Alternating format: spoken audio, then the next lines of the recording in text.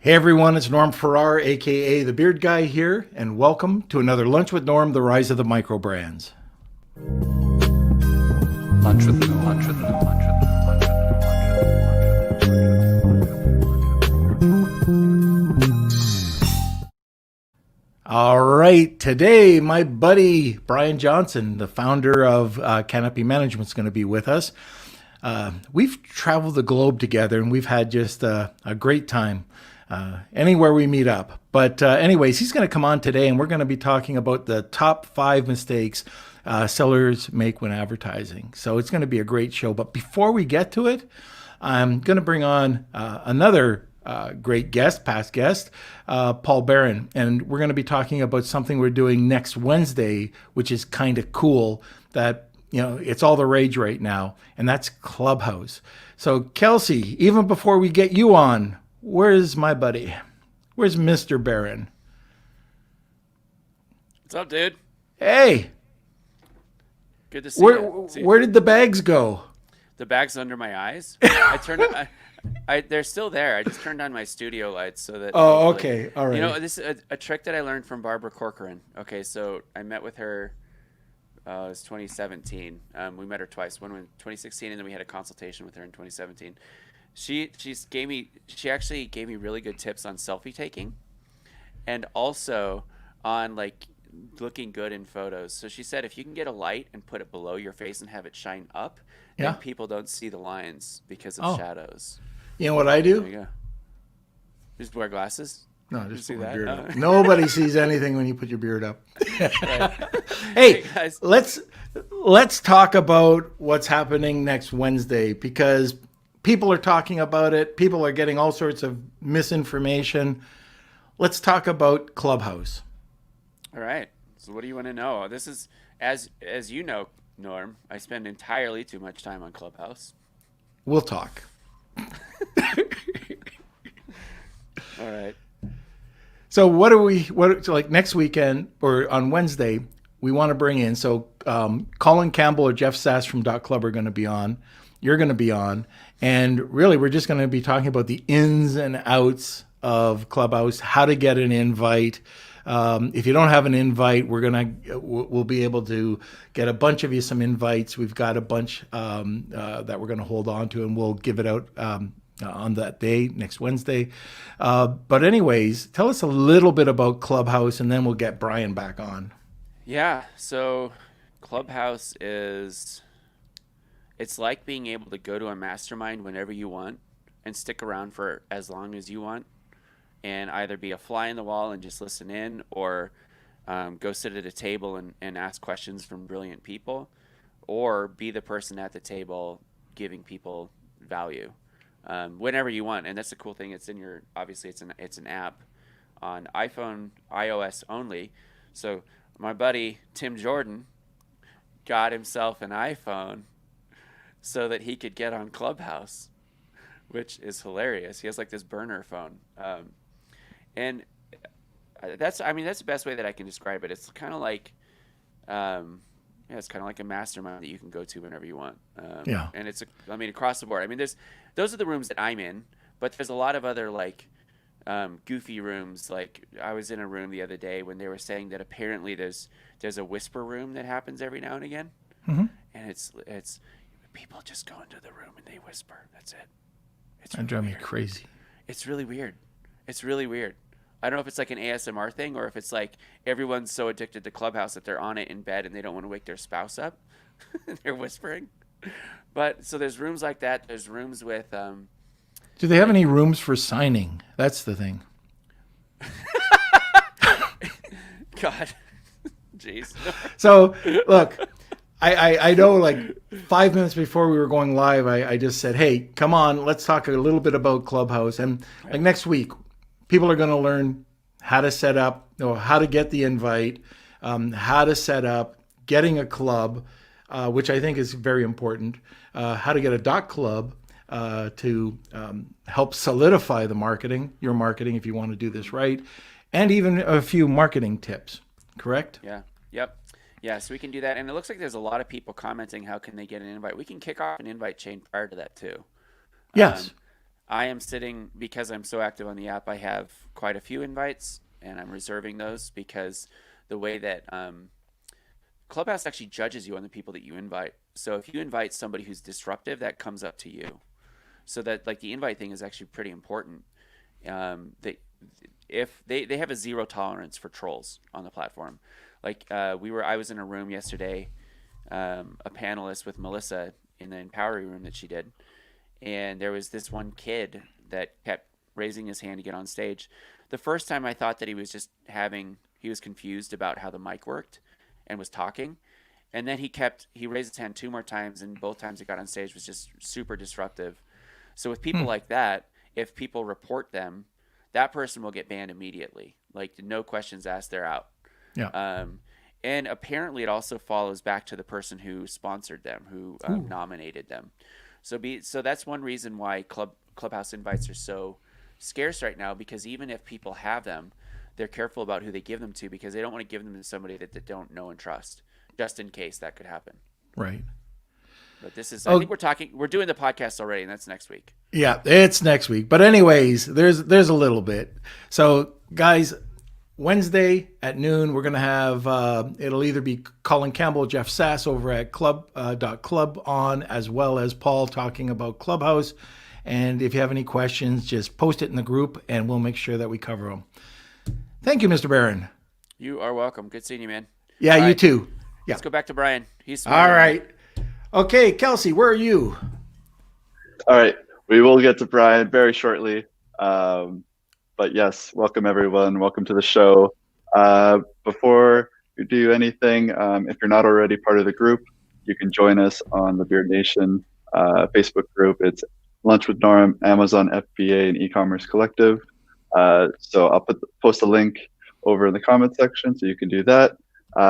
We have one more day left for our AirPod giveaway. So make sure you get your entry in before the contest ends. It's for US residents only. But yeah, we still have about one more day left, and then the announcements of the winner will be on Friday with our big fan episode, our Beard Nation episode. We're going to be inviting on 5 Beard Nation members from our Facebook group. You'll probably recognize them from their names, but we're super excited about that too. That'll be a lot of fun. Yeah. Okay, so now that we've, let's see, we've got a bunch of people on. All right, Marcia, I'm going to say your name right today. Welcome, Marcia, Darwin, Milos, Marina, Barb, Elchin, let me see, Yarrow, Mohammed. Hey, welcome to the podcast. And if you have any questions, just let us know. We are going to get to the man behind.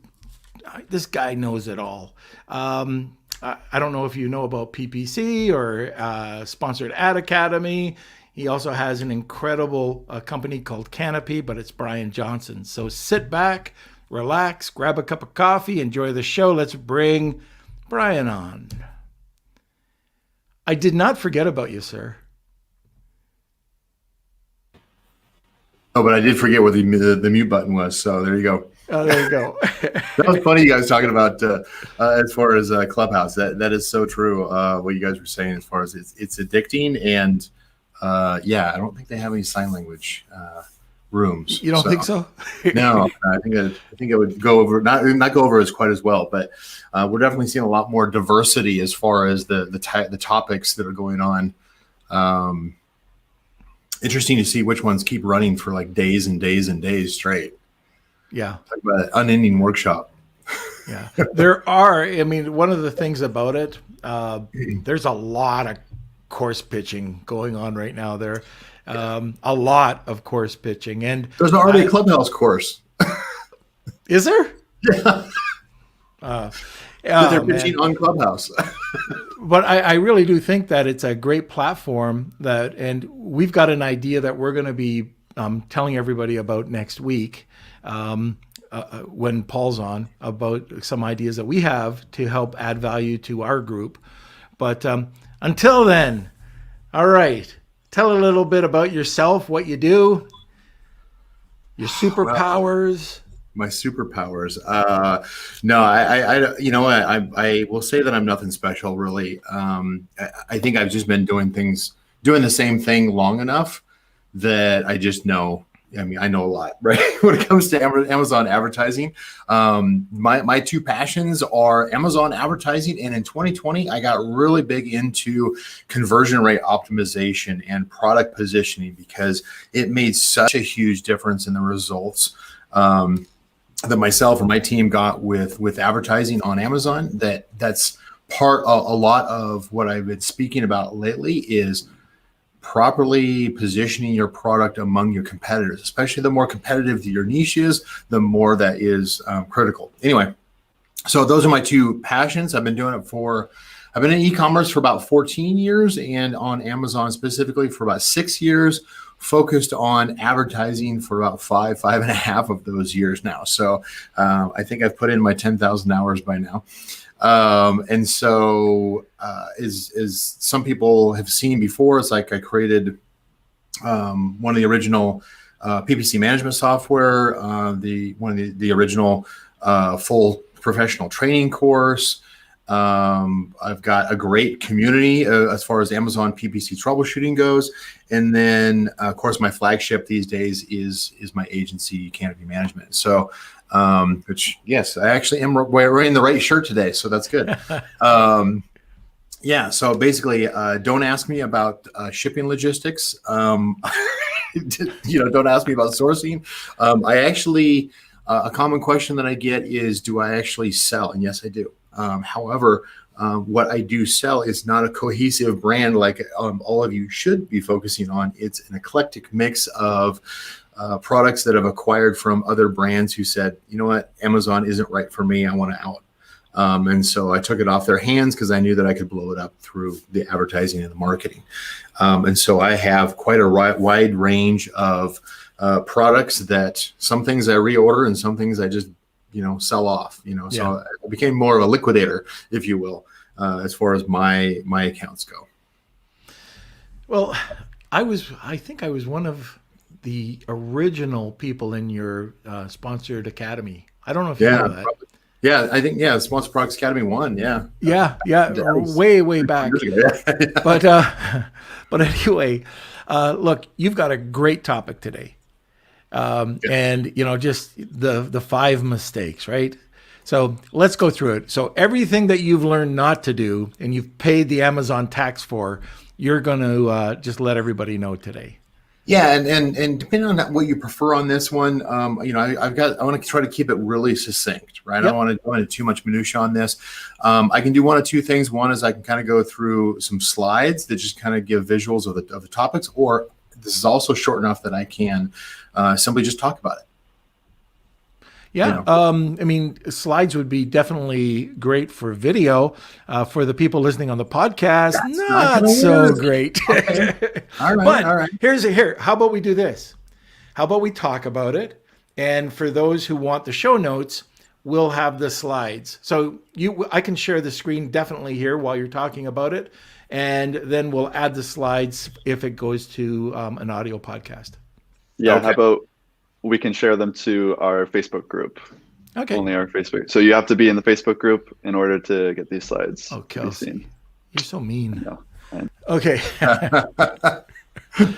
All right. Let me go ahead and jump in here. Oh, by the way, so I'm seeing a bunch of new people coming in. So, hey, Mark, Raja, Alan, how are you? Baptiste, Marina.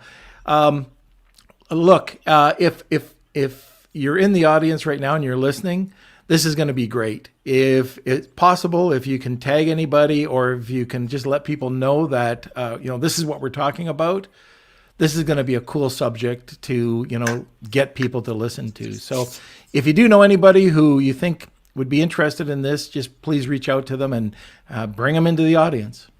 Yeah, exactly. All right, Brian. The more the merrier. The more questions more the merrier. we get. Yeah. All right. So let me kind of jump in here. First of all, can you see the slide that I'm sharing currently? I can. Okay, cool. All right. So basically, the big 5 as far as PPC mistakes that I see. And what's funny about this, or not so much funny, depending on how you look at it. So some of these mistakes are my own doing. In other words, because of what I've been teaching over the last 5 or 6 years, there's a number of practices that have been perpetuated and continued, and some of those have aged. Some of them have aged well, and some have aged, aged better, and some of them have aged badly. Now, what's interesting is I'm seeing some new competition that's available. And I'll go into that in actually one of these here, but I guess kind of want to just preface and say it's like these are not simply just a standard one. These are like some of these I literally probably caused myself because I've been teaching some of the same principles over the years, and some of those principles have been picked up by enough of the seller community that too many people are using them. And I'll get into specifics on what that means. But that's a teaser for later, I guess. Yeah. All right, let me see if I can get the, okay, so I already went through me, so don't care. Mistake number one is not using all ad types. There's so many of you, so many brands that I speak with on a daily basis that have access to all the ad types because they are brand registered, and yet they're only using maybe 15 to 20% of the ad types available. Now, when I say ad types, I'm talking about things like sponsored product ads, specifically things like automatic campaigns, keyword targeting, product targeting, category targeting. And just to confirm, Norm, my slides are changing. It's showing available ad types now, correct? Yes. Cool. Okay. I had that on a workshop I was doing once where I was speaking for 20 minutes and going through a dozen slides, and they're like, you're still on the cover page, right? I'm like, no. So yeah, just kind of, for the audio side of the folks who are listening in here. So the available ad types, the 4 primary ones, you got sponsored product ads, sponsored brand ads, and sponsored display ads. And then also I'm going to add on Amazon's second ad platform, which of course is demand side platform. That's more of kind of like their enterprise advertising solution, typically for larger brands. Mm-hmm. Now for within sponsored product ads, we typically set up campaigns that are automatic targeting, basically the automatic ads, keyword targeting ads, where you're basically running ads against search terms that shoppers are using. And then, of course, we will add on things as far as where we're targeting competitor ads, basically have our ad show up on competitor product listings. It can go so far as you can both be offense and defense. The next slide, I actually just say offense, defense versus, Billboard. And I'll mention what that is. But you can have both an offensive and a defensive, as well as a billboard, a kind of a speculative ad strategy involved in each one of these. From the product and category standpoint, that's primarily where you're running your product. You're basically showing your ad on other people's product listings, not simply just the search results, for instance. Sponsored product ads, of course, is the most popular. It's been around the longest. Everybody's got access to it that who has a professional seller account. And so it is become the most competitive also. So it is, what that translates to is the most expensive, right? The highest cost per click. This is where most brands, like 80% of brands selling on Amazon, this is currently all that those are their advertising. This is what they're primarily using, is just sponsored product ads. They're not really using sponsored brand ads. They're not using sponsored display ads. And in most cases, they're not running product or category ads, let alone things like sponsored brand video ads, which requires a little bit more extra work, as well as any of the custom content or custom creative kind of ad types. The rule of thumb that I always mention to people is, if it's difficult or you think it's difficult to set up, that is a barrier to your competitors. So if you overcome that, if you force through the initial gut reaction of like, I don't feel like setting these up, you're going to get a competitive advantage if you push through that and you actually introduce and start testing additional ad types that most of the competitors in your product niche are not doing. So the biggest mistake is being lazy, right? Not really going in there and turning on and testing some of the additional ad types. I want to make sure that you're running automatic campaigns, that you're running keyword targeting campaigns, which most people are, but also make sure that you're testing things like product targeting ads. Now, I list category targeting ads, but I will throw in a little bit of a kind of a filter, if you will, is I would typically only use the category targeting ads because those are a little bit less effective than some of the other ad types. With category targeting ads specifically select the ability to show your ads for your Prime eligible product on product listings that are non-Prime. In other words, you are running your ads where a competitor is weak in the sense that, oh, this may take you a few days to ship to you. No, I want it now. Consider most of the audience has been trained. Most of the shoppers on Amazon have been trained for instant gratification. They want it now. They want it Prime. There's a I don't know, Norm, if you've seen that video out there, that's a spoof video of Amazon's delivery program, Amazon Yesterday. Mm-hmm. I don't know if you've seen that or not, but it's I'm part of that. Yeah, no. Spoof saying not 2 days, not 1 day, not same day. It's like no, you're going to get it yesterday. It's like, oh, yeah. Why did I get this product? Well, you ordered it tomorrow. So yeah, it's kind of a funny thing. Is the instant gratification to an extreme, right? Now, so that's kind of the first mistake, is simply just not using the ad types that Amazon has rolled out over the past 2 years now. Now they continue to add on new features, new targeting options to things like the sponsored display, the remarketing ads, and the retargeting ads. Those are things that are continuing to increase and increase the increase the targeting and increase the abilities that you have to kind of refine your audience. There's a lot of things that you could go into. I'm not even talking about things like ad placement or bidding, campaign bidding strategies. All of those, have their own set of requirements, but those aren't the biggest mistakes. The biggest mistake that I see, number one, is simply just not using available ad types. And when you've got competitors who are running things like product targeting ads on your listing, and you're not even defending your listing, let alone targeting others, you're basically just leaving the door wide open for competitors to come in and steal your customer from you. So Brian, can I interrupt you for a sec? When you're talking about defending your listing, you're just talking about Amazon ads, or just marketing your own brand, right?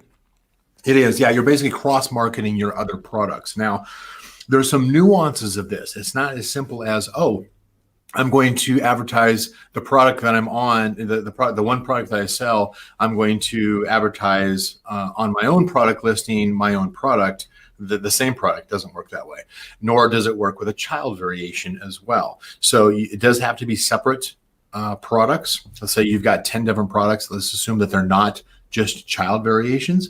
You can run ads and cross market those so that product A is running an ad campaign for product B. Vice versa, right? And product C and product D, however many you've got. It's definitely going to work better for you if you've got multiple products and they're not simply just child variations, right? So yes, it is basically where if you look at your product detail page, where you see the ads that wrap around, especially let's say the top 3 ads that show up basically above the fold on your product detail page. I don't have an image of a product detail page up here, but if you picture your product detail page, you basically pull up your own product page right now. There is an ad that you can have that's above your product. There's one that is directly below, and this is on a desktop view. There's one directly below your bullet points, and there's one below the add to cart button. Those are the big 3 as far as likely to steal your customer away from you that just got to your page. And so you want to make sure that you own all of those 3 for sure. Now, there's plenty of other ad types. There's all of the sponsored products related to this item, strips that happen. There's usually a couple of those, maybe a couple of brand ads that run below into basically in your product description area and basically below the top of your product listing. Those are less critical because you've only got about 20% of the shoppers who will actually get down to those and see those other ads. And there's plenty of hacks, if you will, that I've taught as far as how to suppress some of those. I don't recommend. I've been seeing quite a bit on LinkedIn where somebody was really, beating their chest saying, it's like, hey, look how awesome we are with our ad defense strategy. And they owned every single sponsored products related to this item was one of their own products. Like that's awesome, except I know that's expensive. I can prove it, it's expensive. And so I don't recommend that you have to defend your own ad space 100%. Maybe 20%, maybe 50% if you want to be aggressive. Definitely not 100%, unnecessary. Primarily because it gets really expensive to do that. But you do want to provide some kind of resistance from a competitor simply just waltzing in free of charge, running their ads on your product listing, and potentially having multiple opportunities to steal your customer away from you. Because shoppers get distracted, shiny objects, right? You don't give them that. If you have multiple products that are not child variations, cross-market through product targeting ads, sponsored ads on your own listings.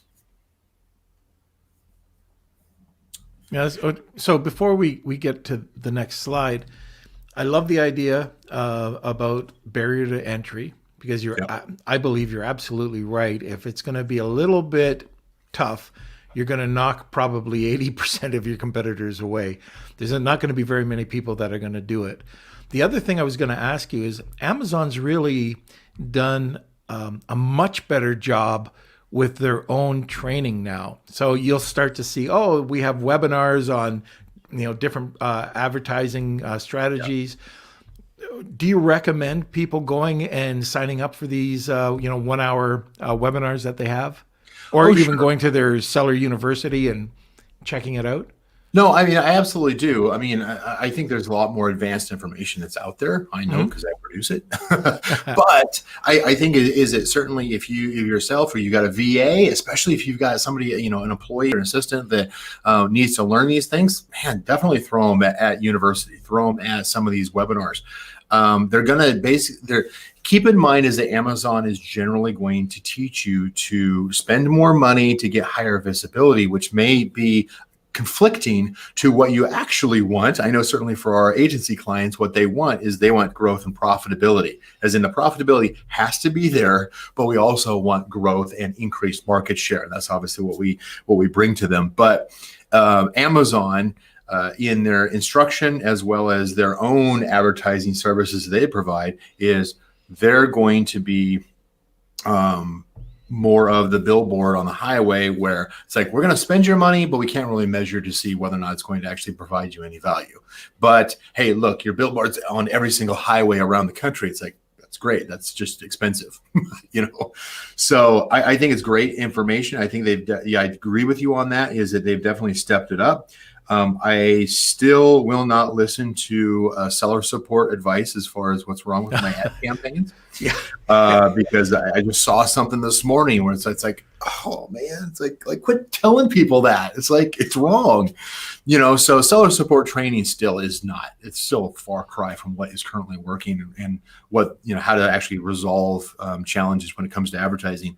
But some of the things like university, it's rudimentary. We've got our entire staff within Canopy Management is certified, but honestly, it was pretty easy for us. But that's also because we have our own internal training program, with our own staff, and so they kind of walk in and say, "Oh, okay, this is kind of a no-brainer." So I would say, for depending on what level you're at, or if you, more important, like if you have staff you're handing things off to, or a VA, for instance, that would be a great way to kind of get them familiar with the terminology and the concepts of advertising on Amazon. It's a great starting point for sure.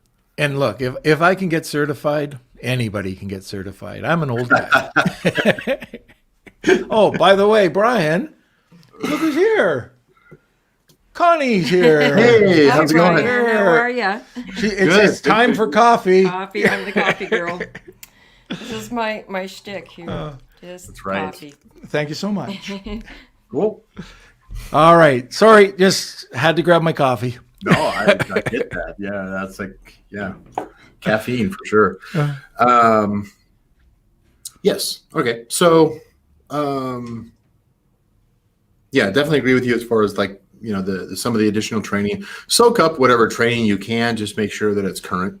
And then use a good bit. I'll actually touch on that in a little bit as far as when to go against the grain of what everybody's teaching, including me. So I had mentioned on the last slide, I was talking about the different ad types. And again, most brands, most of your competitors in your product niche are probably only using sponsored product ads. And they're probably only using automatic and keyword ads, let alone all these other ones. So, we've identified there's over 30 different ad placements on Amazon. Most people think it's like, oh, there's 5 or 6. No, there's like over 30. And most of your competitors are probably only using, maybe 5 or 6 of those ad targeting at best. It's probably less than that. And so take advantage of that. All you have to do is just do a little. You don't have to do everything.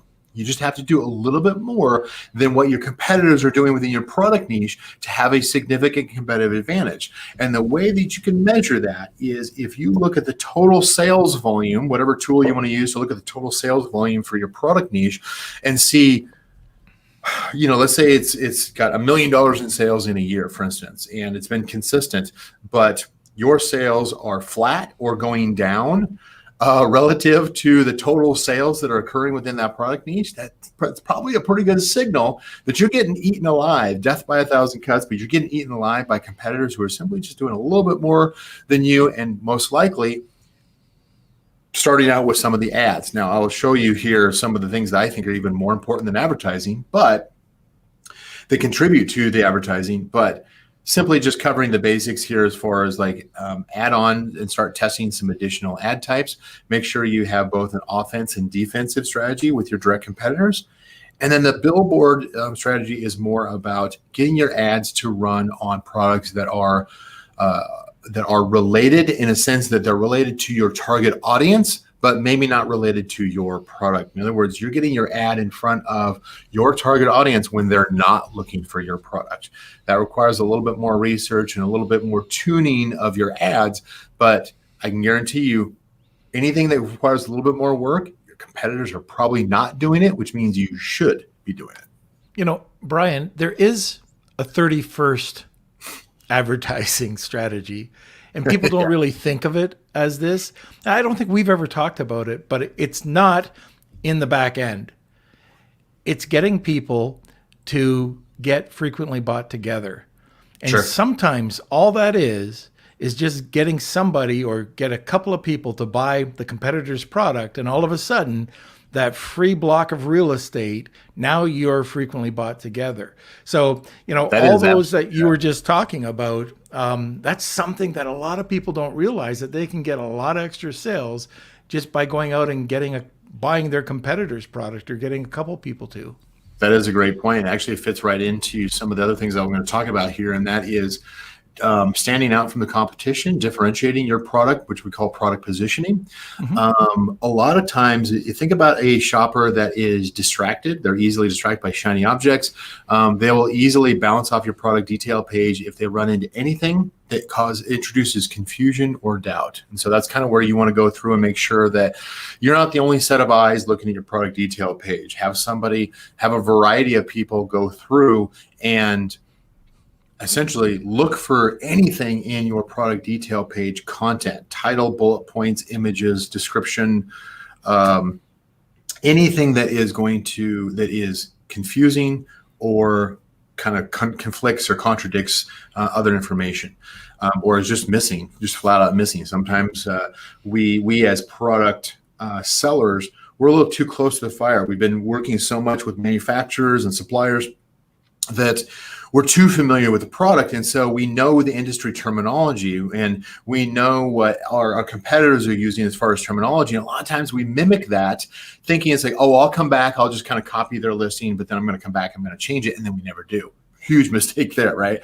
But knowing that, certainly I agree with you on that, is that look at every single image that is on your product detail page and say, can I own that? And is that going to distract my shopper and potentially lead them down a path away from my product or my brand? And I think that's a perfect one right there, is the frequently bought together.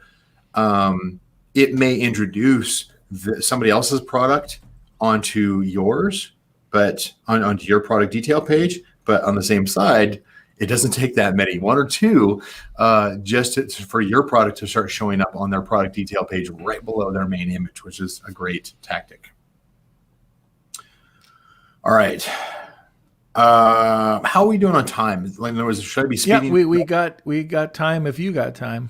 Okay, cool. So some of these, I've got some additional slides. Some of these, I just have the cover slide intentionally to keep it succinct. So mistake number 2 is the no with them in title. So for those of you who are not familiar with that acronym, it's what's in it for me. So many brands build their products on Amazon based off of training that they may have gotten from a Amazon training course from 5 years ago or even a couple of years ago. And the common practice, the popular practice, is to put it in, basically embed keywords and into the title and the content that is designed for the search engine of Amazon in order to show your listing and have relevance, right? Frankly, in my opinion, Amazon's AI is smart enough now. It does not need your help in understanding what your product is or who your product is for and how it's relevant to a shopper. Now, what that means is that I highly recommend that you modify your title and your bullet points, primarily, possibly your images, in order to speak directly to the shopper and answer the question throughout, what's in it for me if I buy your product from your brand? Because frankly, the reality is the shopper doesn't care about your brand, doesn't care about your product. And what they care about is what's the benefit to me? What's in it for me? So one of the things I teach on that is answer the question of what's in it for me if I buy your product, and try to highlight in your title, in your bullet points, lead with what's the benefit to me as the buyer, and then subsequently support that with the features that make it stand out as far as that support that benefit. Way too many brands. I even talked to brand owners, and I'm going to, well, I'm the one who created this product. Everybody else copied me. It's like, great, you're the innovator in your space. It's time to pivot. It's time to step away, take the road less traveled, if you will, step away from what everybody else is doing with their product listing, because if they copied you, you now look exactly like all of them, which is exactly what you don't want to be. You want to stand out from the competition. So start with answering the question, what's in it for me, in your title and your bullet points. Now, some quick notes on this for those of you who are reviewing the slides who are not on audio only. What's in it for me can include identifying who's your target audience, what are they looking for, and what can you offer with your product that sets your product apart.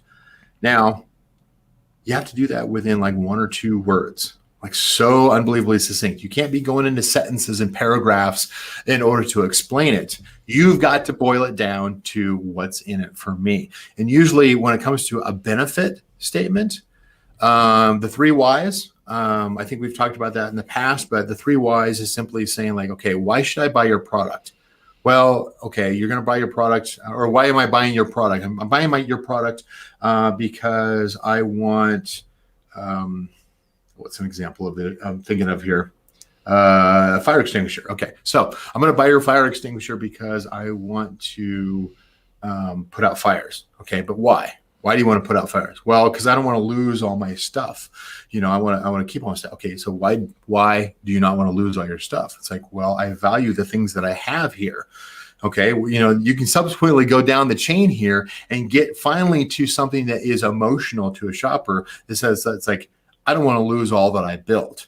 This provides me security. I don't want to lose everything that I have if I can simply just put out a fire that starts accidentally because I have a fire extinguisher on hand, right?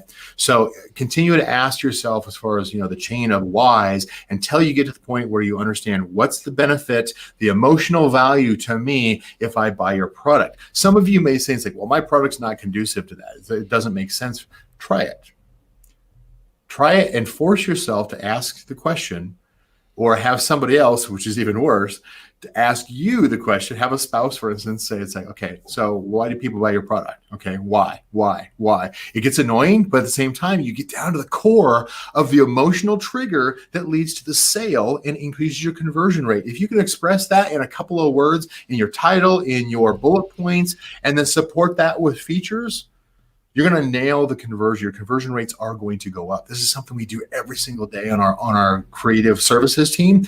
Is we look to how do we increase the conversion rate of a product listing by grabbing the shopper's attention, showing them right up front what the benefit is to them. Not even trying to copy like, oh, I've got a 15 by 20 sized object here.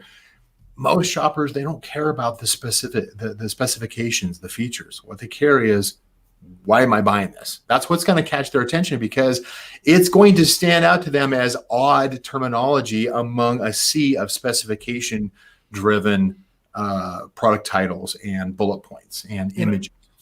So, Brian, one of the things that is refreshing, and I know just for me, I shop all the time on Amazon, but sellers, a lot of sellers, write books. They write books in their images, they write books in their title, and they write books in their bullets. And it's really a waste of space, and people will move on. Like if I look at an image and I see a bullet point written in the image, like I'll just click off of it. I'd rather see, very one word or two word points. So it could be about the feature, it could be about the benefit, it could be about the ingredients, it could be how to apply the ingredients, and then a simple enjoy at the end of it. Pump into hand, wash into skin, enjoy. Very simple, very and same with the bullets. I mean, it's so refreshing. Yeah, it almost is. It's like the classic. Amazing selling machine, like finish up your description with, add to cart now, kind of statements. Okay. If you still have that in your product listing, good God, move on. That has been seen so many times by shoppers that they don't even see it anymore, what they call manner blindness. I love what you're saying on that one, Norm, is finish up with something compelling. It's like, now that you own it, make the assumption that they bought the product. Now that you own it, enjoy it. It's like, live your life. It's like everything's perfect now that you own my product. One of the things that you can certainly do is the goal on this is, yes, you do want to talk to the shopper. You want to state what the benefits are, but the one or two words that you're really trying to go for, and those one or two words should be in the first 80 characters of your title. And the reason for that, not to say that your title should be 80 characters long. You can have it as long as you want, in my opinion. But the first 80 characters is going to ensure that you're showing up cross-platform. In other words, on a mobile device, a smartphone, whatever, that your title is actually going to be seen. And so you want to have one or two words that are compelling, that mention a benefit statement of some kind of benefit to the shopper, and is not terminology, not words that any other competitor is using. Make it stand out. The funnier it sounds, the more odd that it stands out, the more likely you're going to catch the eye of a shopper who's just scrolling down a sea of listings, and they catch a word and they go, wait, what? That's exactly what you're going for, because you got them to stop, look at your product title, and then it begs a little bit of a curiosity. Now, I don't recommend clickbait for those of you familiar with terms as far as tricking the shopper. Don't trick the shopper. Just try to use and this is not an easy task, but it is a task you must do in 2021, because your competitors most of your competitors, if you look at your main search results, and most of them pretty much look all the same. Right. And so your listing doesn't stand out from theirs. It's time for you to pivot and for you to introduce changes that are going to talk to the shopper, demonstrate the benefit. They're going to trust your product and your brand a lot more when you're actually speaking in their language of what is this actually going to do for you? Not just, hey, it weighs 6.5 pounds and you figure out what to do with it from there. No, Tell them. Yep. Let's see here. If there's anything else, I can actually probably skip over these and keep moving on here.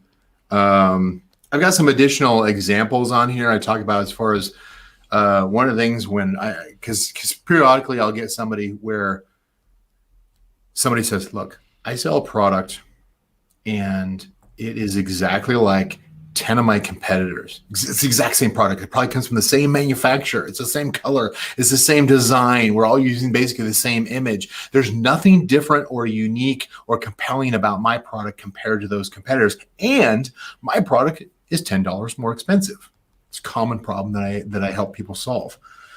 So what I do, one of the questions that I have them do is like, today, go to your manufacturer, ask them two questions. One is, what step in the manufacturing process it takes the most amount of time?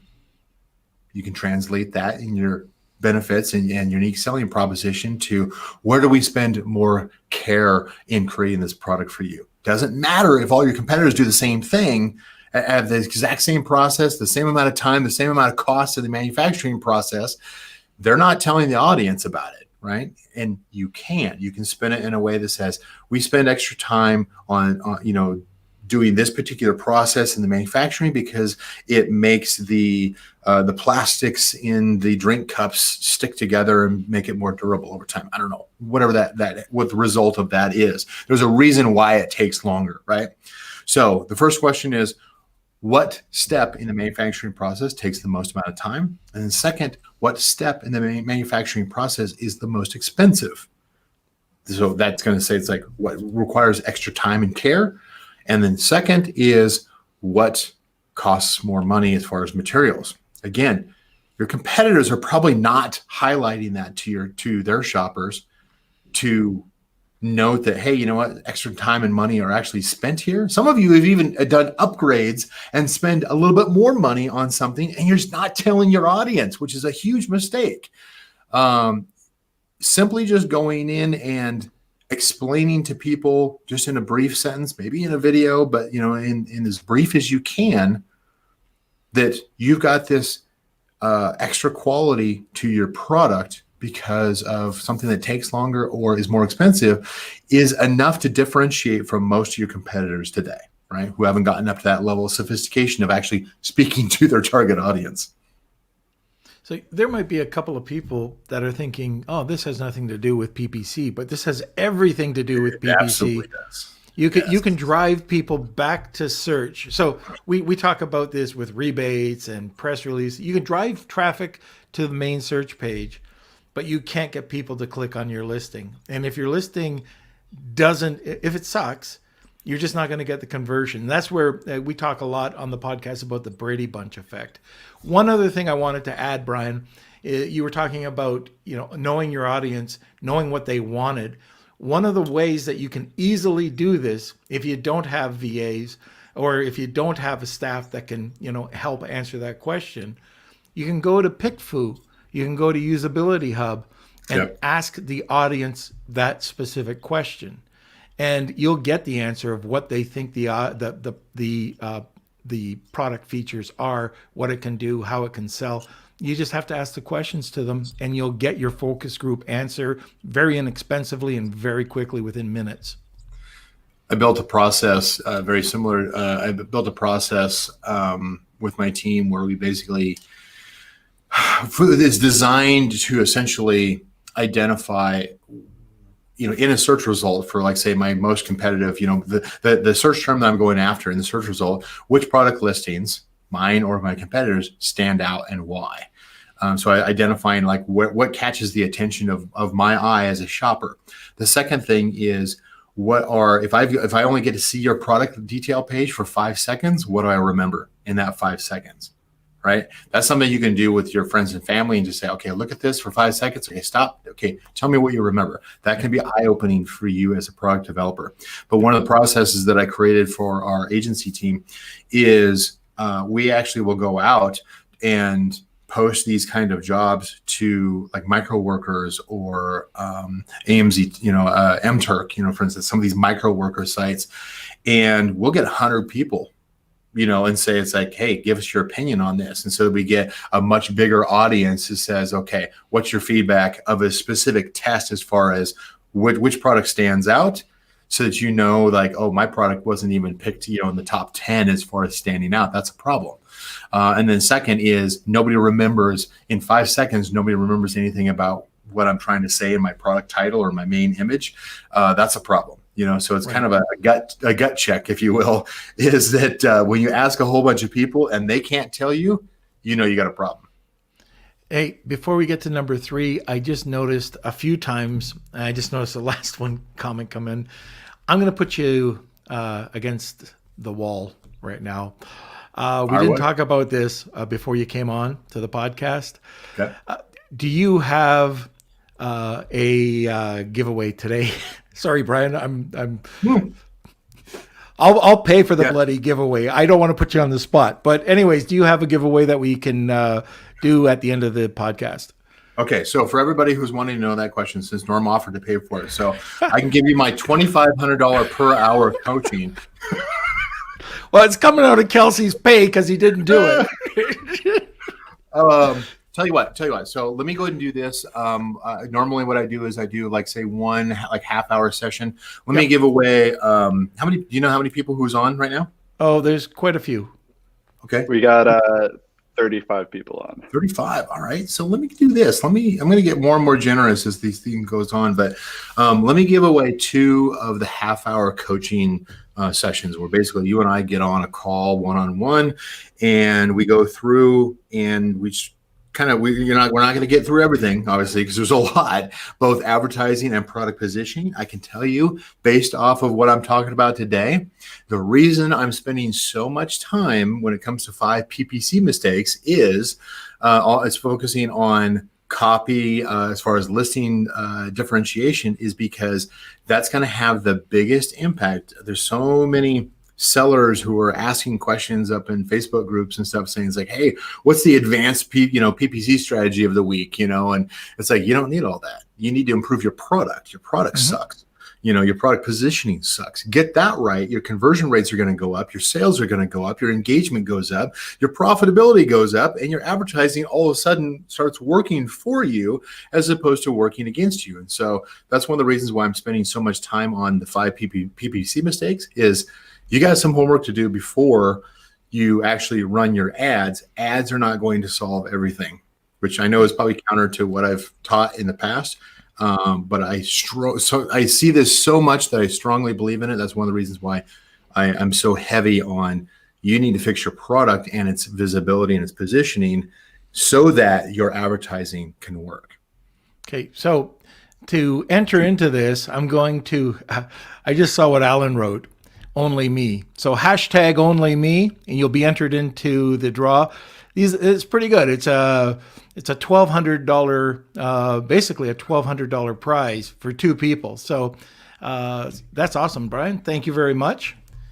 I was kidding. I don't actually charge $2,500 an hour. It's much more than that. No, I'm kidding.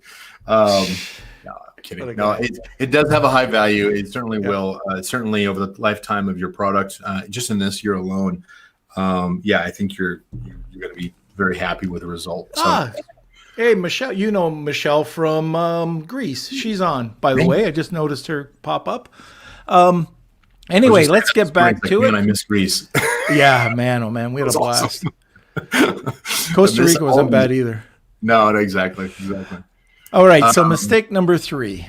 Yeah. Copying competitors' content. So this is kind of like, again, this is back on your listing, not on your PPC, but primarily because you're still trying to make sure that you are standing out from your competitors. Whether you're running ads or you've got an organic listing that shows up, if your listing does not stand out from your competitors so that your the content within your listing doesn't speak to the shopper. And this is something I went over a little bit earlier as far as quite a bit, probably a little too much maybe, but where your content listing, in other words, let's say your features, your free feature bullets, for instance.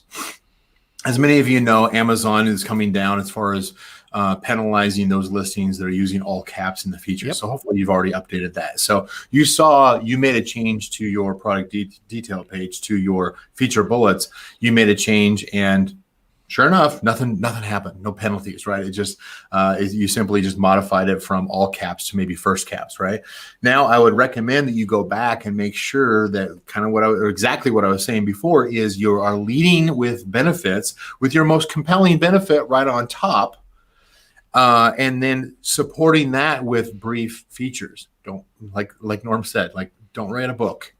You're not trying to fill up every single character space. The more succinct that your content is, the more likely they'll actually read it. Okay.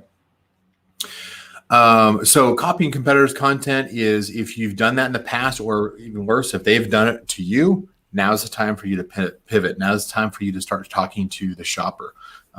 Ideally, you can do some split testing. The split testing options, as far as the content experiments that you can do in Amazon now, are included title experiments, basically the A/B split testing. You can also do that with A+ content if you have those. Both of those have a certain minimum traffic requirements, but I definitely recommend, if you're not running any kind of, say, title or A+ content experiments within Seller Central, that you start doing that on some of your top moving products. Subtle changes, though, when you can. Now, usually when I'm going through and we're doing basically like a listing optimization, we'll rewrite, pretty much everything, title, bullet points, everything. So it's a big effort and a big change. And then you're measuring and say, okay, what increase in conversion rate occurred over the last, few weeks, for instance. And you want to do it across a few weeks to observe that, because you're going to have subtle variations like Martin Luther King Day, or, inauguration, or these kinds of things. Anything that distracts a shopper is going to skew the results. So you want to try to have multi-week comparison. The kind of example on this was the Clone Wars, as far as copying like main image, for instance. Actually, I think this is a slide for another one, but essentially what this is saying is that if you were to look at this product, the search results here, you can see that there are, you've got one product that just stands out, that catches your eye, right? And that's most likely the one that has the angled shoe with the reverse, with basically the sole sitting there. Because most of these are basically using the exact same image. And the two that probably catch your eye is the one that's facing the opposite direction as everybody else. You may or may not notice that one. And the one that it has a completely different angle to it. Those are examples of, you can do something subtle with your images. I just went through this exercise this week with a partner and with a client, actually, and they completely just revolutionized as far as their main image, and it definitely increased the number of sessions they got, and it increased the number their conversion rates. Actually, they've been developing this across the last 3 weeks, so that's kind of where we have some of the numbers there.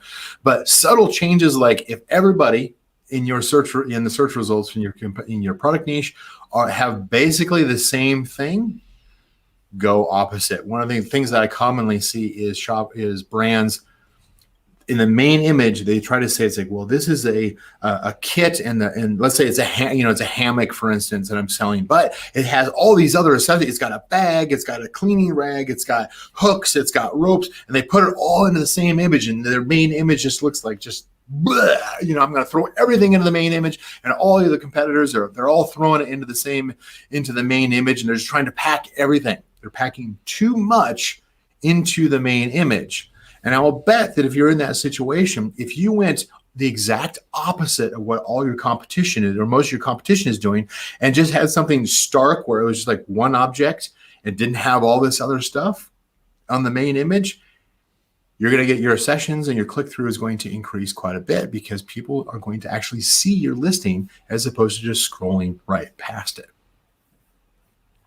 Now, I see there's a question from Milos, and he said his listing was closed. My new listing contains capital letters. Yeah, I think I would get rid of those capital letters. We've been seeing not only suppression, but more suspension. People don't know what's happening, and they have to find it out the hard way, basically. And it could take a day, it could take a week, it could take, I've heard 2 weeks because people didn't know that that was the problem. But yeah, putting capital letters in your bullets right now is taboo. The Right. other thing, I don't know if you've heard about this, but the other thing to check is your HTML. If you have HTML in your product description, they're also suspending or suppressing listings for that. So those might be the two things why you were closed. Yeah, Amazon has gotten a lot better with their automated police. Yeah, yeah. And yes, there's always going to be false positives, and don't ever think that things are going to be fair. Where you were caught, but your competitor wasn't. Yeah, that's Amazon.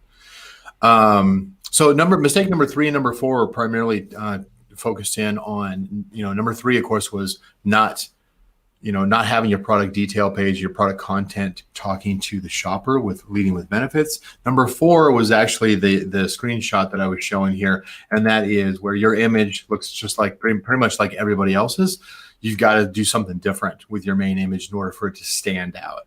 That doesn't necessarily mean that you are violating terms of service but if you can do something as simple as either reducing the amount of items in the listing or changing the angle of the product, that oftentimes will make all the difference as far as being able to catch the eye of the shopper, especially in product niches where everything is just a sea of same.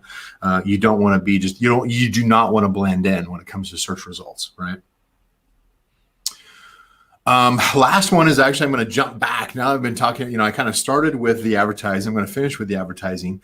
But the middle of that is intentionally, you've got to solve your product problems and your conversion rate problems and your engagement problems first, because that is going to have the biggest impact in your advertising profitability and visibility. Okay. Mistake number 5 is bidding only aggressively. This is what I was talking about in the beginning, where I said this is my own doing because I was prolific enough as far as to teach the teachers who are now teaching over the years. And so a lot of the same information that I had originally taught has been perpetuated and repeated and is still being taught today. And a lot of that is still quite valid. It's not that. It's just a case of the platform continues to evolve. You got to continue to learn as far as what is Amazon introducing each year, as far as new ad types, what strategies are working more or less. But very similar to what I was talking about as far as like taking the road less traveled, doing the opposite of what everybody else is doing with your product detail and your product, your product image and your product detail. The same thing applies to your advertising. If everybody, mistake number 1 was if everybody is primarily just using sponsored product, automatic and keyword ads, go different and introduce the other ad types. Be the one in your product niche that experiments with other ad types, and your market share will start increasing. You'll start taking over. You start dominating. What we like to call in our agency, we say we make category kings and queens by dominating a product niche. Now, mistake number 5, similar thing. And this is something that I haven't spoke much about. And so you may have heard this here first, but this is something that internally we've been seeing that is working really well over the last few months. Since about Prime Day, we started seeing this working really well. And that is keyword match type, specifically running keyword bids on broad match keywords. Now, broad match keywords for many of you is pretty much blasphemy when it comes to the commonly taught. You need to be targeting exact match keywords. I've always gone against that grain and said, no, you need to be testing all the match types. And that's one of the reasons why I found this. This hack here is working great, especially in competitive niches, is so many brands have learned this over the years of like, oh, well, we're supposed to be targeting exact match. That's how you get the higher conversions. That's what you do. And they're just kind of like, repeating what all the authors and gurus have been saying over the years. But what we've found over the last few months now is in competitive niches, when it starts getting really expensive, when your CPC is just like brutally expensive on your exact and phrase match keywords, and you've been missing on broad match, good chance is that most of your competitors are also not doing broad match keyword targeting. Introduce broad match keyword targeting. Start with your top ones. Now, you're going to bid a little bit less than maybe your exact and phrase match, right? We still assume that those are going to have the highest placement. But if you go back in, if you've been ignoring broad match on your keywords, and this applies to both, this primarily applies to, like, say, sponsored product ads. If you apply it to sponsored brand ads, make sure you use broad match modifiers. You can Google that one. Because sponsored brand ads actually have the broad match modifiers, which sponsored product ads do not.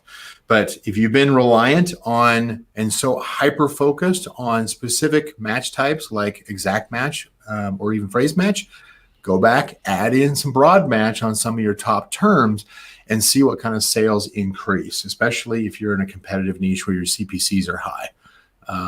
That has worked phenomenally well, and my team is probably going to be cursing me for, like, no, don't tell people that. And you are going 100%, 100% against the grain, right? Where are you going to hear doing that? Everybody else is saying the exact opposite. Yeah, exactly. That is gold. That's cool. Your biggest thing is, if it wasn't already obvious here, is the biggest way for you to improve your advertising is to go against the grain of what everybody else is doing. Yep. All right. And we do have a couple of questions here too. Do we want to take them now? Of course. All right. Kelsey. Okay, just let me fix the screen. Let's see, from Facebook user, this is from Matthew. What do you think of BMM broad match modified? Any tips on its use?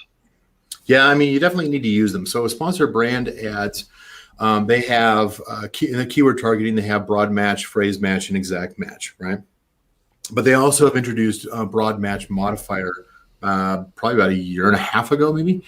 Broad match modifiers modifiers are something you typically see on, like, say, Google ad platform. And those are not just for broad match, but essentially what it does, it by default, a broad match keyword in sponsored brand ads gives Amazon the flexibility to look at one specific word and say, yeah, that's close enough as far as relevance. It's very liberal as far as the relevance match that it does. And so you could have something like, say, electronic dartboard, and it will literally show your ad when somebody's searching for game room toys. It's like, okay, I didn't actually target game room toys. It's like, yeah, but we know that the people who are looking for, it's almost like an automatic campaign kind of modification. So broad match modifier is essentially using things like the plus character, the plus symbol in front of each word to say, this word is specifically required here. You need to pay closer attention to this. And so if you do broad match in sponsored brand ads, then you're going to want to add in sponsored brand ads, you're going to want to add in the plus in front of each word if you intend it for it to be specific. Otherwise, Amazon, you're basically giving Amazon a very open range as far as what it matches to. Now, if you're bidding low enough, that can be beneficial, right? That's one of the things that I kind of didn't mention on the number 5 is there was actually a second thing on that, and I totally forgot about it until I just got reminded now, and that is there's plenty of strategies that I teach. They're freely available, of course, up in my Facebook group and my page. As far as ad strategy goes, one of those ones that I've been, hammering this year is my gold panning strategy. And that's essentially the short version of that is those are low bid campaigns, but across all ad types, right?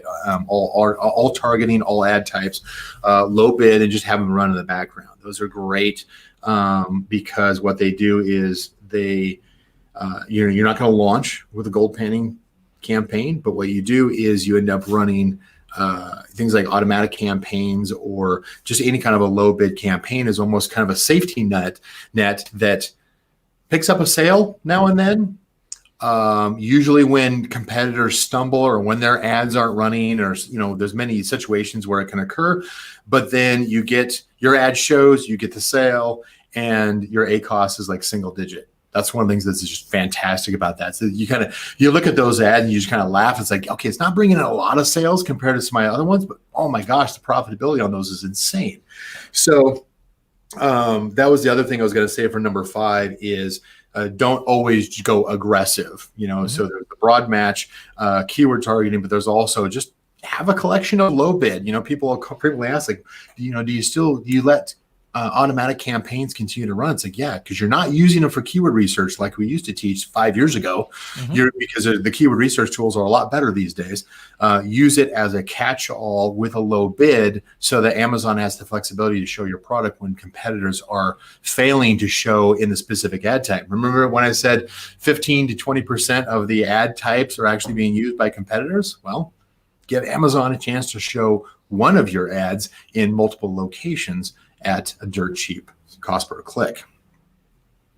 All right, next question. Okay, this is from Raja. How do you see the future of PPC? 1, manual work only. 2, 100% tools automation, or 3, a combination of both? If it's a combination, what's the percentage? Okay. That is something that definitely comes up. And Raja, I'm wondering if that's the same Raja, like the Raja, who is actually if it's who I think it is.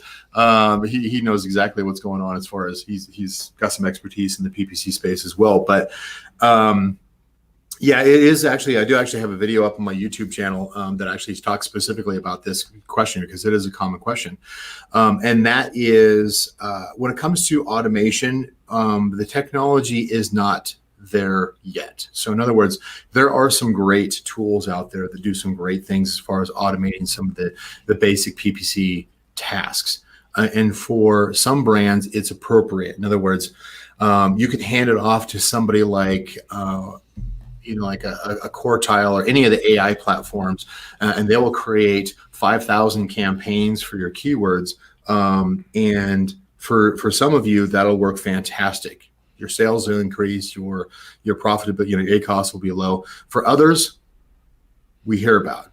That's usually where our human-centric agency, we get to clean up after some of the AI platforms on a regular basis because sometimes it can go one direction or the other, where it's like, okay, it was either a train wreck or it was fantastic. It's going to be product dependent, situation dependent. A lot of the full automation platforms, there's no such thing as a full automation because a lot of the more advanced platforms, they're fantastic, but in very specific ad types, and they're using very narrow ad strategies, and they're not really adapting to anything new that Amazon rolls out. They're not using all ad types. They're not looking for trends like what I was just talking about, like oh, everybody's using exact match, go broad match, and all of a sudden pick up all these keywords. Mostly because they don't have the level, they're primarily software developers. They don't have the level of expertise in order to stay current with what is changing on Amazon. And so, like I said, I know that there's some of you in the audience who are like going, well, it worked phenomenally well for me. Awesome. We have just as many where it was a train wreck. Now there's some in the middle where it is, because that's kind of like the I'm going to hand it off to somebody, to a software platform, and hopefully it knows what it's doing. And, there's that class of software. There's also the software that simply just assists you with your own strategy, or maybe is suggestive as far as strategy. And it allows you to handle all the ad types, but is primarily based off of you or one of your staff operating on a regular basis and kind of guiding you. But it's primarily designed in order to assist you to move faster, so that you're not spending. In other words, if you're spending more than, if you're spending 8 to 10 hours a week on your ads, you're doing it wrong. I don't care how big you are, you're doing it wrong. There are way better techniques and technologies that you should be going faster on that. And so I know you want to be busy, but that's not a good use of your time. Your time is probably better spent somewhere else. But that's obviously why there's things like agencies like Canopy Management, that it is human-centric. We use technology in order to speed up our processes, but we're also using just cutting-edge strategies. And we have our own internal R&D team in order to research like everything that's working now, test theories, test, new changes to Amazon. We usually get advanced notification. Norm, you're probably the same, where you've got contact within Amazon that you hear things coming down. It's like, oh, in 2 or 3 months, this thing's going to be rolling out. You're like, cool, I'm going to develop a strategy today so that when it finally rolls out, we're already live, we're able to use it right away. So that is kind of an advantage. Certainly the visibility of having a lot of different brands to look at, so where you see whole product niche or whole industry-wide trends that are occurring in advertising is also an advantage to an agency. The challenge on that, of course, agencies, especially human-centric agencies like Canopy, agencies tend to be very expensive, and so you usually need to be at a certain level of sales. At least 10,000 a month in sales, probably more likely 30,000 if you're wanting to do things like DSP type of advertising. So kind of scales up from there for when it makes sense. In the meantime, there's no way that I would recommend that somebody who's in their first year or doing less than 10,000 a month would be using any kind of full automation platform. You're just handing off. You're basically just saying, like, I don't want to even acknowledge the problem. I'm going to pretend like it doesn't exist. I'm going to hand it off to somebody and just cross my fingers. Not a good business strategy. I understand focusing on your strengths. I highly recommend you focus on your strengths, but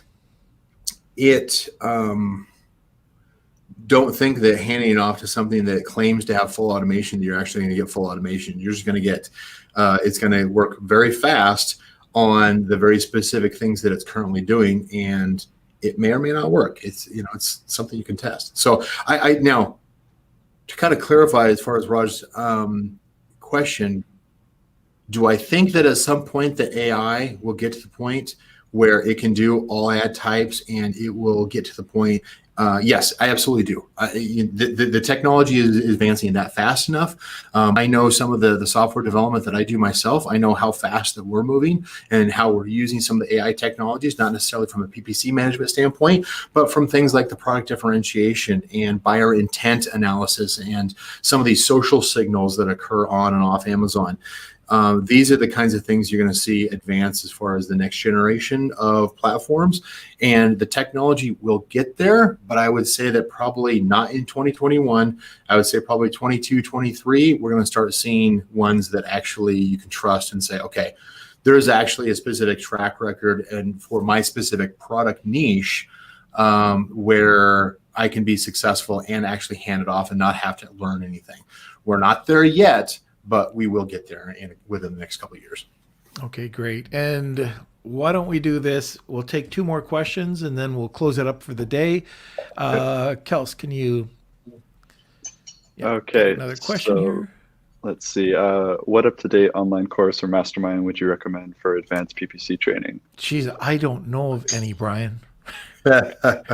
Well, usually the question, what's funny about that, I was kind of like joking about that earlier, is somebody says, like, what's the current advanced PPC campaign? And I was a bit cheeky and I responded saying, it's like, do you have an advanced, or do you have an advanced product? In other words, like, a highly converting, advanced, product. And they're kind of like, wait, what are you talking about?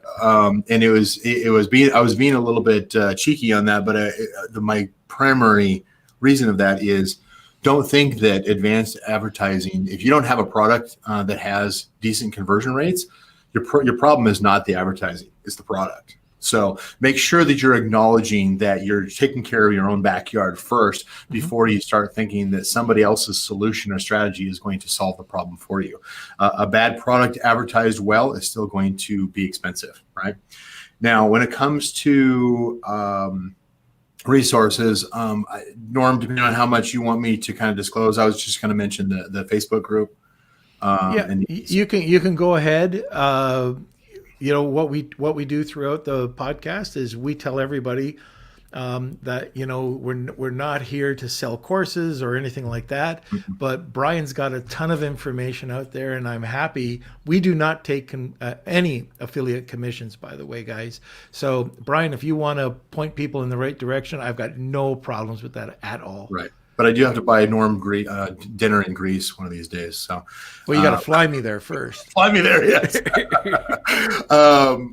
So yeah, as far as the first thing I would start out with is if you're not already plugged into the Amazon PPC troubleshooting group on Facebook, there's 21,000 of us in that group only talking about Amazon advertising. So it's a pretty good resource. I've got a list of resources in the welcome message that point to things like, I've got basically a 17-part free course. Basically, it's a PDF that you can download. There's a couple of different checklists for optimization. I can, refer you to software. There's also, of course, the flagship course. The 6-week Sponsored Products Academy 3 is the current version of that particular course, and that includes advanced strategies. For those of you, of course, that are, at the stage, I would highly recommend, as far as like wanting to consider outsourcing. Obviously, my flagship agency, Canopy Management.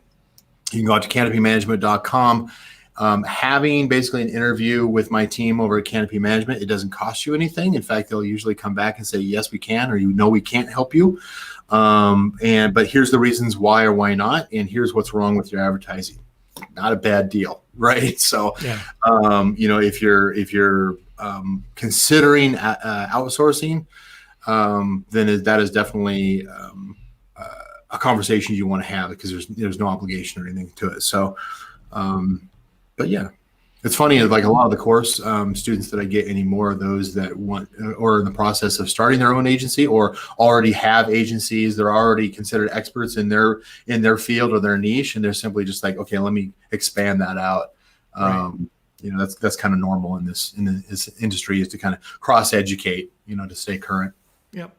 All right. So we've got one more question that's going to come in. However, before that question gets answered, just one more time, if you would like to get a free consultation with Brian, 30-minute consultation, to enter, you have to put #only_me. Yes, and don't put your hashtags twice. I'll know. So just one time is fine. Don't worry, I'll get it. It's in the wheel already. So just no. The wheel of Kelsey. Here we go. All right. Last question. Last question as well. I just want to mention that in our Facebook group, we just started a post yesterday about PPC recommendations. So if anyone has any great PPC recommendations, of course, we'll add Brian's too to the list. But you guys can post them there and share any knowledge you guys have. Okay, last question for Brad. How can we attract customers to look into our video? Can we mention the video discreetly in our title or bullet points? Sorry, I was actually sending you an email on that one. Could you repeat the question for me? How can we attract customers to look into our video? Can we mention the video discreetly in our title or bullet points? I don't think that's actually necessary, Rod. So the video kind of stands out by itself. Now, I know that some vendors have the ability to move their video up to the second image placement. Sometimes that shows up actually in mobile as well. Most shoppers are lazy enough that they want to see a video, and you can put, 3 videos, I think it is, currently into a product listing. I would use all 3, frankly. I would have one that you lead with that is succinct, maybe 15 seconds long, that you can, that kind of, again, highlights the benefits of your product. Doesn't go into too much detail, just gives them enough to say, to reinforce, here's what's in it for me from the shopper. The second one I would probably do is something more like an unboxing or this product in use kind of video, so that people can really understand, okay, I understand. There's no confusion as far as like, oh, I take it out of the product. And it's not like, oh, I'm going to open up this box and here's what's in it, that kind of thing. It's more of a case of, okay, I can assemble it in 4 seconds and I can start using it, and then I can clean it like this, and then it's done. Keep it simple, but allow people to say, it's like, oh, that's a lot easier than I thought it was going to be. That kind of a second video. The third video would primarily be one that, again, succinctly, 15, 30 seconds long, maybe a minute if you want to go into it, is going to be more about telling about your brand story, some of the decisions you make as a brand owner. I probably wouldn't spend time on things like, oh, for everybody who buys a product, we give 5 cents to some organization. I probably wouldn't actually include that. But I would say, it's like, look, we founded this company on the principle of X. We make our decisions from sourcing and product quality inspection and extra expense because of Y. And this is the Z that it means to you, basically what it translates to you and to our community. It's more of showcasing how you as a brand owner are treating the audience through the brands and the products that you offer. I just saw something that Mark, Kelsey, bring that back up again. So I guess, So the answer to the question basically is you don't need to highlight it. People will automatically gravitate to your video anyway. Yeah. You're right. People are lazy. They just want to watch the video. Oh, and I do want to add to that you can, when you go and get the video production done, to make it cheaper, you can just have it all done at one time and then cut it, edit it. So, that makes it a lot cheaper. All right. So bring back Mark. So this is why awesome. we have really an awesome community. When like Mark could have entered and he just said, with respect to everybody else, I won last time. Good luck. His conversion rate went up 2%. So that's awesome, Mark. And I just really appreciate you, not going into the contest because you already won with Brian. So you're awesome. Thank you. All right. I think that wraps it up right now. Kelsey, let's see the Wheel of Kelsey. All right. I'll share my screen. Just a second. Wheel of names. We need music. We need music. I know. We need a little intro, I think. You've got to talk to your brother. Your brother's got to write it. All right. So we're giving away 2. We got tons of people. So let's see who the winners are. So 3, 2, 1. And while that's spinning, Kelsey, I just emailed you with my current Calendly booking link for them to use for that half-hour session. Perfect. Okay, Ooh. so Rush. Okay, Rush. Perfect, Brian. Thank you. Very good. Siraj, congrats. All right, and number 2, 3, 2, 1.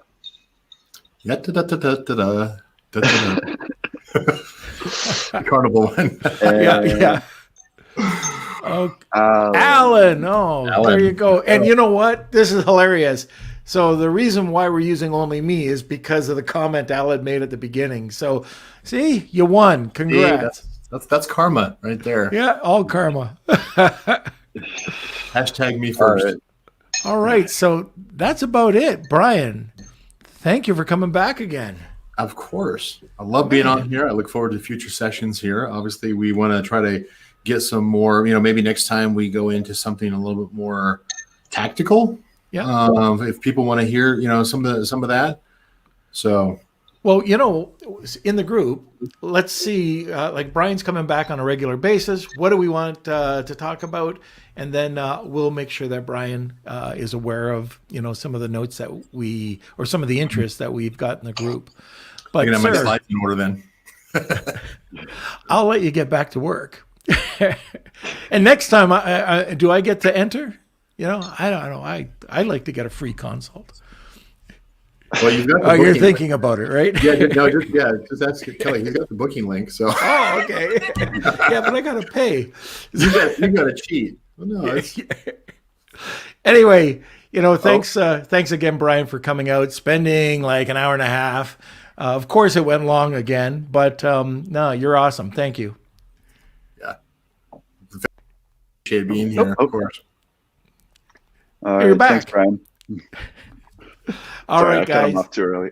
Yeah, Kelsey, you're so rude. We have, Brian comes back, he donates his time like this, and you just cut him off sentence. Yeah, see if you get paid today. All right, everybody. So first of all, before we cut out, Kelsey, we got anything to say? Yeah. So if you guys haven't already, just join the Facebook group. That's where all of our surveys, questions, advice, they go there. We have people from that speak on the podcast in the group as well. So if you ever have any questions specific, you can always tag them and ask a question to them. Or we like to have fun too, so we'll throw in some memes and stuff. So it's a great place to kind of get to know community. But I also want to talk about our fan episode on Friday. So I'm pretty excited about this. It's the first time we've ever done this before. So we have Raja, Simon, Marcia, Mark, and Dr. Kaz all coming on the show. They're going to share their experiences as selling on Amazon e-commerce. We even have one little fun case study that we're going to do with someone that kind of see if they've taken the advice from Lunch with Norm and how it's worked for their business. So that's going to be fun. We're going to come back to that. But yeah, we got lots of fun stuff planned. AirPod giveaway. We have one more That day ends left. tomorrow, That right? ends tomorrow, and it's going to be announced on the fan episode, the Beer Nation episode.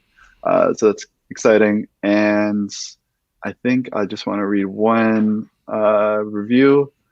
So if you guys read a review for us for Apple Podcasts, we'll read it on the podcast. So this one is from Jeffrey Anderson. 5 stars, a must for Amazon sellers. This podcast is great for a level of sellers. Norm does an amazing job of interviewing experts in e-commerce. Also, you can ask questions live if you want to go a little deeper in a topic they're discussing. Highly recommend. Well, that's So great. thank you very Thank much, you. Jeffrey. That's awesome. And Rad is asking where to send your coffee. So we do have a Patreon that we started. If you want to donate a monthly coffee, there's the options there on the sheet, or you can donate, I think, up to $20. And there's some perks with each tier that we do. Yeah. But So, and if you just like and share the podcast, that's more than enough. But if you want to donate more, there's options for you guys. yeah, perfect. And we are going to be adding into that, Patreon. I kept saying Padrone or whatever, but the Patreon site, we are going to be putting some really cool content in about the people that are on here, like Brian. We're going to talk to Brian about day in a life with Brian, and you'll get some insights on just, what these guys do or these ladies do to prepare for the day, and just their kind of routines. So that's going to be kind of fun. So anyway, I'm looking forward to see who wins this giveaway, the AirPod Pro. Last thing, subscribe to our newsletter. You can go to lunchwithnorm.com or normanfarrar.com. I promise it doesn't suck. It comes out every Monday with new, fresh content. And we talk about anything that's happening in the e-com world. It's not just Amazon. So I think that's about it. That's it. All right. So thanks again, everybody, for being part of the community. Tune in every Monday, Wednesday, Friday at noon Eastern Standard Time. And thanks for joining us today, and enjoy the rest of your day. Lunch with the